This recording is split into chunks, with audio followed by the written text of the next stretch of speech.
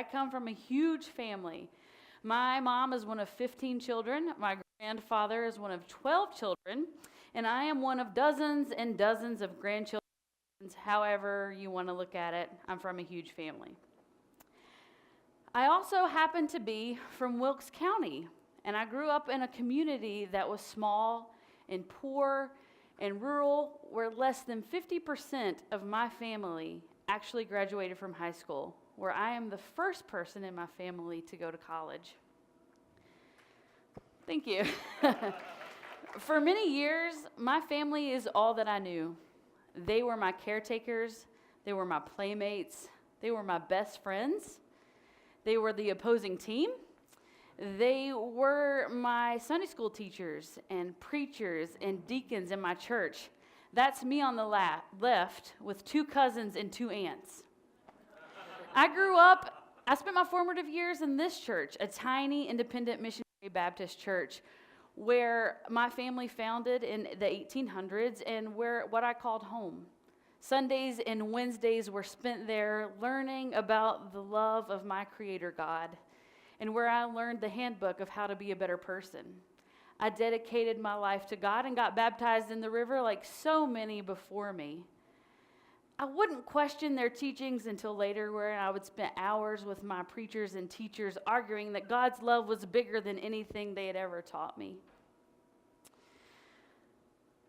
This is my nuclear family. It's the one and only family picture we have ever taken. My youngest sister, in the years following this photo, my youngest sister would go to prison for 5 years. My middle sister would get pregnant in high school, have a subsequent shotgun wedding. I'd come out as a lesbian, and my parents would get divorced. And what I learned was that my family had a lot of assumptions about me once I came out. They assumed that I was a Democrat. They assumed I really just wanted to be a man.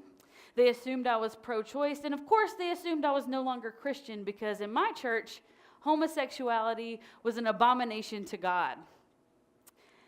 That's my wife, Molly. We've been married for just over 13 years, and she was the impetus for my coming out. And when I couldn't leave my faith behind, she visited churches with me until we found one that would accept us and where we would eventually commit ourselves to each other in front of God and friends. So as you do when you're a minority and you find your voice, you get loud and you get proud. And my introductions to new people became something like, "Hi, my name is Heather and I'm a lesbian." That seemed okay because I was in Asheville at that point. My world opened up and my heart exploded because I saw gay people everywhere. They were buying gas. They were shopping in grocery stores. They passed me on the street. They were at the courthouse. Hell, they even were at the beach. I found happiness in this newfound family, but what I also found is that they too made assumptions about me. They assumed I was a Democrat. They assumed I was pro-choice. They assumed I wanted to protest everything all the time, always. And they assumed, of course, that I wasn't Christian.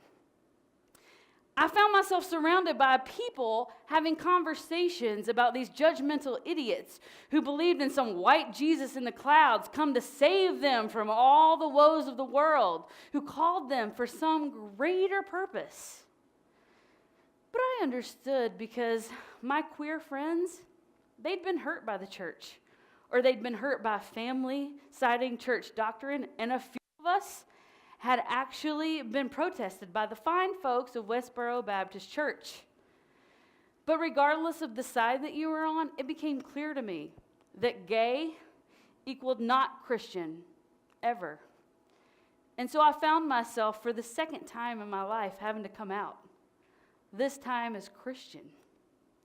And I was met with similar disbelief, inability to accept who I was, made to feel less than in this community. See, I had leapt into the arms of acceptance, only to be pushed away, made an outsider among outsiders. My voice became small, and I struggled to find who I was. The questions that came afterward were not unfamiliar to me. Aren't you afraid you're going to hell? Are there actually other gay Christians? Because that doesn't seem right to me. How can you live in two worlds that seem so completely different?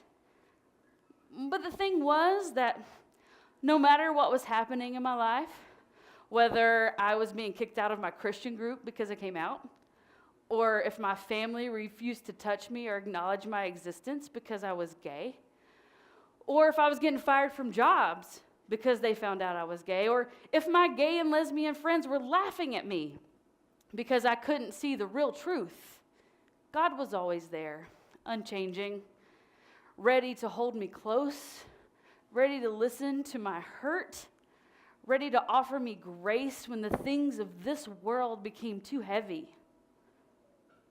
ready to offer me love when no one else could, ready to teach me to love myself and to love all of myself, and in doing so, teach me to love every other person.